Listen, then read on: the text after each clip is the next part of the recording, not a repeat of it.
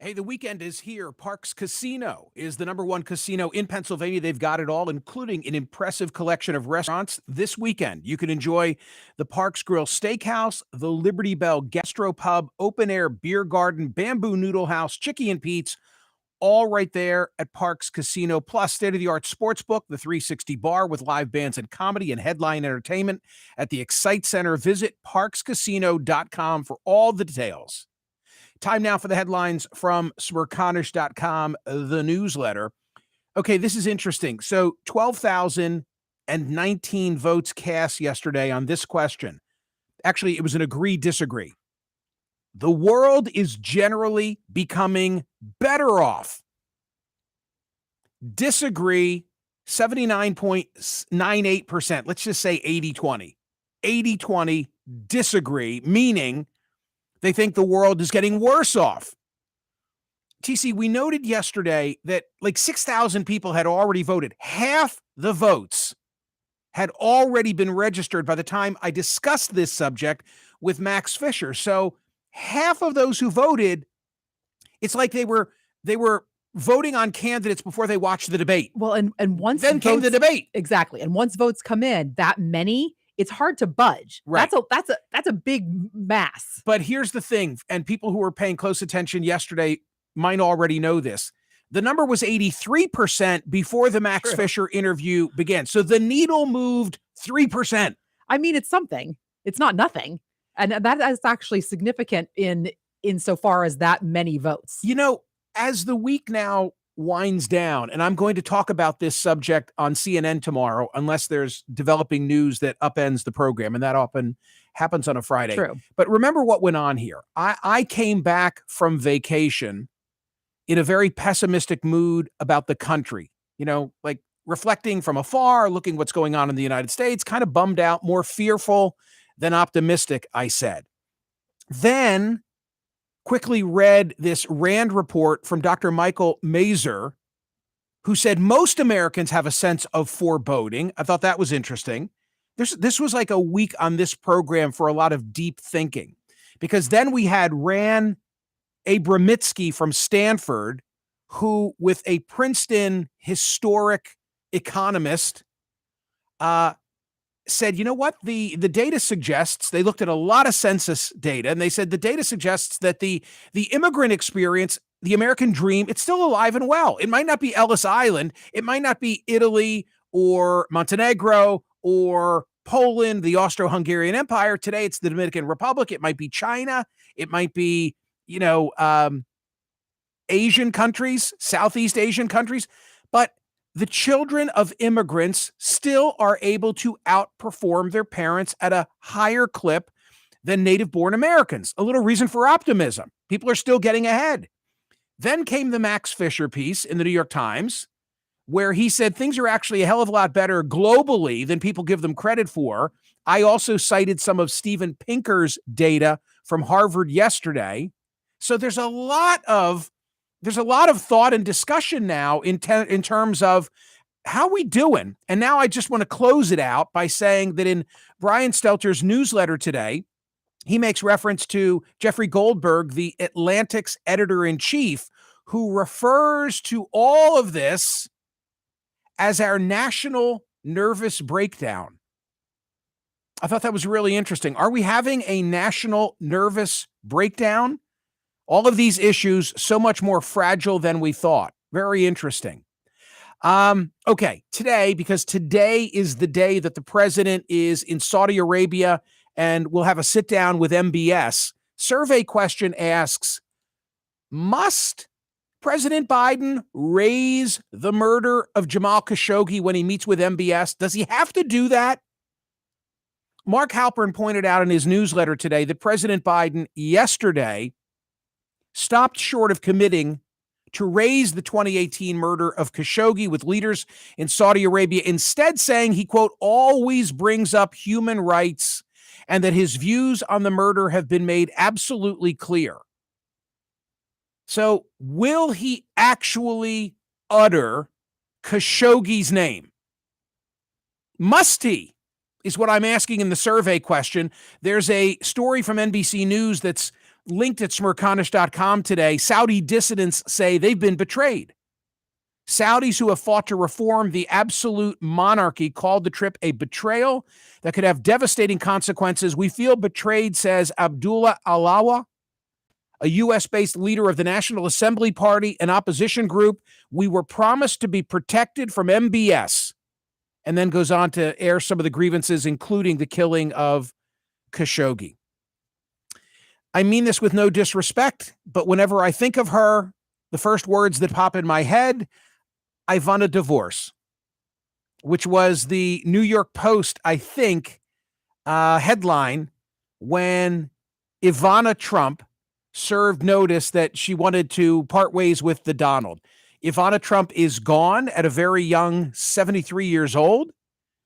Cindy Adams, the gossip columnist for the New York Post, wrote about her. Ivana, larger-than-life blonde hair with extra pieces stuffed in, long eyelashes with extra flakes glued in, an E64. Extra fakes, Michael. Fake eyelashes. What did I say? Get it right. You said flakes. Oh. All right. Anyway, it's actually complimentary. Like, it sounds very superficial. So wait, she was a skier, gorgeous, blonde, international, stood out brighter than an LED bulb, larger than life. She talked, she joked, she dressed. Go out and she'd have an orange handbag and matching shoes. She opened a new continent for Donald. It wasn't manufacturers on 7th Avenue, not the overalls schlepping cement for Donald's buildings. It was Europe, Paris, Sardinia, Saint-Tropez, a new world, new properties, new real estate. It reminds me that when he bought the plaza, like, she was a woman, I say this from the sidelines, never knowing her, but she seemed to me to be a woman of substance. I think she was a woman of substance. Why did he stick with her? I think she got too old. She's his age. I mean, God forbid. You'd think more of him if he stuck with her. Yeah. I mean, I think more of, I think these marriages, well, unless he's got mistresses all over the place, then that's no fun. I mean, I think 73, like I was floored when I heard that. Was she 73 or 74? Either way, I think it's very sad. I think the circumstances surrounding it are getting a lot of attention. Did she have a heart attack? Did she fall down the stairs? What went on in the home? I just think my reaction is that is so sad. That is someone's mother, someone's grandmother. Yeah. Oh my God. My heart. Yes. Yeah. Cindy Adams. We know, everyone knows, the news, TV, radio, even Hudson African villages now know that he began an affair with Marla Maples. I had the story. On my wall is glued a half dozen New York Post headlines like "How Sweet, SUITE it is." Oh dear. That was a Marla staple. Another was Donald breaks a date. It all began with whispers, rumors, then hardened into a, yeah, so what? What's new about that type of situation? Not knowing all the details right then at the time or what it was turning into, a few of us kept quiet.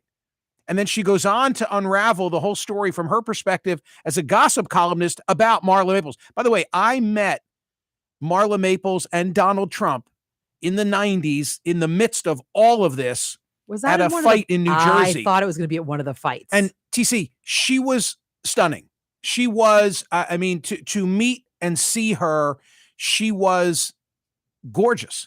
Well, absolutely gorgeous. That's interesting. I wonder as he called her, the Georgia Peach. The Georgia Peach. I think she's a very pretty woman. From your description, I wonder if she's even more luminous in person. She's not very pretty. She, at the time, in the, this was like 1991. She was 20. 1991. She was stunning. Interesting. Quote, Ivana, then fully aware of what was happening and what looked like could be making happen, phoned Liz, that would be Liz Smith, another gossip columnist, to tell her, to get her side of the story out. I then called Donald. It became a volleyball. Ivana to Liz, Donald to me. Valentine's Day, February 14, 1990. When I spoke with Donald, he told me, we're just friends. Oh, boy. I mentioned that I thought that was an understatement, et cetera, et cetera, et cetera. Hey, I'm reminded of something else that I may or may not discuss. Wait, did you actually meet, did you say hello to Marla Maples? I had my photograph taken with Donald. But not Marla. I did not have a picture taken with Marla. I think I've seen the Donald Trump one. Oh, it's hysterical. Yeah. I'm wearing my big 1970s glasses, and he's handsome. I mean, he is handsome, and I look ridiculous. But it was one of the fights in Atlantic City because he was then riding high, and I never missed them. TC, what a spectacle those nights were. But I want to just tell you this. I have to do the math.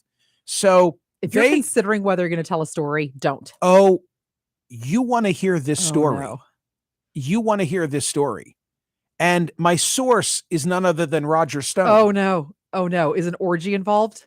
Not really. All right, you don't want to hear the story. I'll go on. I got headlines. I'll talk about inflation and gas prices. I'm just trying to help. I care. I'm just trying to help you. No. I'm just trying to help you. Cold cuts are up 16%. Okay. You want to hear my story or not? Do you want to tell the story? I think I do. Okay, go ahead and tell the story. Okay, so I got to do the math on this, but it seems like their relationship, Marla Maples and Trump, was 1990-ish, right? Okay. So the next Republican National Convention, it would have either been 88 or 92, and I think that it was 92, and I'm sure I was at it. Wherever it was in 92. You were there. It may have been New Orleans. I don't know. Republican conventions. I went to them. I was an elected delegate at one of them. It was somewhere where it was hot. I remember Roger telling me that Donald had leaned all over him for tickets and VIP treatment for whatever the convention was that coincided with his burgeoning relationship with Marla Maples. And that how could I ever make this up? I can at least assert the truth that I was told this. Got it. By Roger. Right. Which, just take it as it was. Exactly. The rest is up to you. Right, now, if you want to believe it or not believe, but you're telling your part. Go ahead. You want to listen to this story. Go ahead. So Roger's version of it was that he'd gone to great lengths to pave like a nice convention visit with full access for the Donald. The Donald showed up with Marla and never came out of the hotel room and went to none of the events. Oh my gosh, it was all a ruse. I don't know that it was a ruse, but it was a ruse to get out of New York. I don't know. I don't think it was. Okay, the part of the story that I took away was they didn't come out of the room. Exactly. But I don't think they were ever planning to come out of the room is my point. My point then why did they go to Jersey? Because he needed a reason to be somewhere. We don't even know if it's true. We're spreading gossip. Definitely. And she just dead a day. That's terrible. Come on. What's wrong with you? I said she's a woman, was a woman of substance, and I said he should have stayed with her. Yes, I agree. Did I not say that? You did say both of those things. How would you rank the Trump women substantively? I am not falling Ivana into this would be at the top. Trap. Right? I don't know any I think I was pretty clear. You were very clear, You should have stuck with her. You were very clear. Washington Post today, speaking of the Donald, another story about when is he going to announce. There's a New York Mag story getting a lot of circulation, which seems to end all doubt as to whether he's running. It's all a question now of when he's going to make it official. The Washington Post, quote, now an increasing number of allies are urging him to follow his instincts as a way to shore up his standing in the party and drive turnout to help the GOP take over the House and Senate next year. It all becomes a referendum on him. I think it would be a huge mistake for Republicans if Trump were to announce before the midterm. I've made that clear already. I guess from Trump's perspective, he thinks that this red wave is so big that he may as well be a part of it, and then he can claim it's all because of him. When he'll announce, we'll soon find out, I guess. But it seems like he's definitely going to do it. This is interesting pertaining to January 6th. I've also made clear my view that the testimony of Cassidy Hutchinson, the 20-something aide to Mark Meadows, pushed the envelope with the hearsay as to, I have no doubt that Trump was livid. I have no doubt that Trump wanted to go to the Capitol on January 6th. I believe that testimony. What I disbelieve is that Donald Trump lunged at a limo or SUV driver, or that he grabbed or reached for the throat of a Secret Service agent. That I don't believe. Now comes, and this is going to cause people to believe Ms. Hutchinson on those issues too. Text messages sent and received by Secret Service agents around the time of January 6th attack on the Capitol last year have been erased. Rosemary Woods?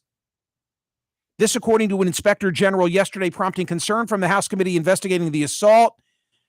The parent agency for the Secret Service reported that many of the agent's texts were erased as part of a device replacement program, even after the Inspector General had requested them as part of his inquiry into the events of January 6th. Was it benign? Was it deliberate? We don't know. That's a big story today. CNN says that a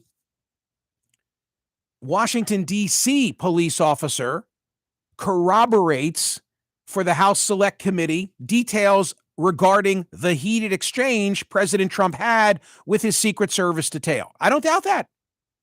But I want to know, can the D.C. cop corroborate that Trump lunged for the steering wheel or lunged for the throat of a Secret Service agent? That I doubt. But that's in the news today. TC, what's the deal on this Ohio rape?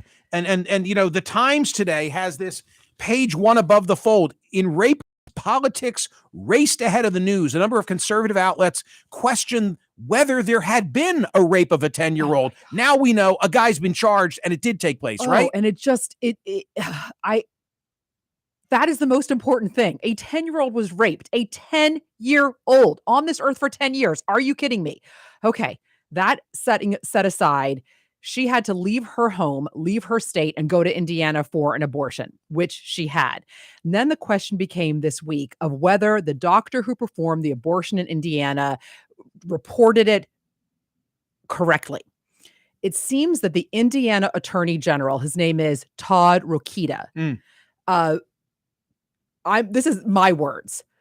Wanted 15 minutes in the sun, went on Fox News with Jesse Waters and raised questions as to whether the doctor reported things correctly. The doctor in Indiana who performed the abortion. The answer, go ahead. There's no question as to the legality of that OBGYN performing the procedure. There's no question on the rape. There's no question on the legality of the abortion. Right. There's no question on who performed the abortion. There's no question about how the 10-year-old had to leave Ohio and go to Indiana in order to have the aforementioned abortion. Horrible. And it turns out, despite the Jesse Waters segment with the Indiana Attorney General, that the doctor in Indiana both reported the abortion correctly and reported it as abuse. So everything was done by the book in Indiana, despite what was insinuated without any basis of fact by the Ohio Attorney General on Fox News. Sad story. And terrible story. You are correct to say what's paramount is a 10-year-old was raped. A 10-year-old was raped. Secondly, I say that even a 10-year-old, having been raped, now had to leave her home state to get an abortion. But that's Roe v. Wade. I mean, that's exactly, appalling. This is post-Roe. Appalling. Finally, curiosity, a lot of headlines at Smerconish.com. No time to get to them. Please look at the newsletter. We're immensely proud of the daily newsletter. This is our attempt to run through some of the headlines, but we don't have time for all of them. But I just had to put this in as a curiosity. You can buy Rush Limbaugh's old house, quote unquote, old house, for an asking price. I don't understand this. With an asking price of $150 to $175 million. Well, I guess that's dependent range. on the contents. It's a range, I guess Michael. It's a 2.7 acre waterfront property, Palm Beach's Tony North Ocean Boulevard, $150 to $175 million. 24,000 square feet, according to a 2010 book. And the quote in that book said it was largely decorated by Limbaugh himself. The house has a vast salon meant to suggest Versailles, a massive chandelier in the dining room, a replica of one in New York's Plaza Hotel. The main guest suite was modeled after the presidential suite of the Hotel George V in Paris, while the library was a scaled-down version of the library at the Biltmore Estate in North Carolina, with wood-paneled walls and cherubs dancing on the ceiling. So there's that. Now, this jumped out at me in a huge way, and see what you think.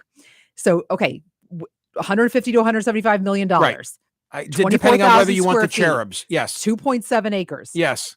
While the main house, says the Wall Street Journal, is in good condition, real estate agents said it might be considered a teardown. Oh my God. Since today's buyers prefer more contemporary architectural styles. $150 million teardown. There you go. I have no words. Ladies and gentlemen, I hope to see you tomorrow. I hope you see me tomorrow on CNN. TC with an uplifting at the end story for TC at the end. Yep, but a bit of a tearjerker in the middle. TC After Dark, give her some play telling Augie's story with the assistance of Joey. I will see you on CNN tomorrow. Vote on today's survey question. Does the president need to raise Khashoggi's name when meeting with MBS? See you next time.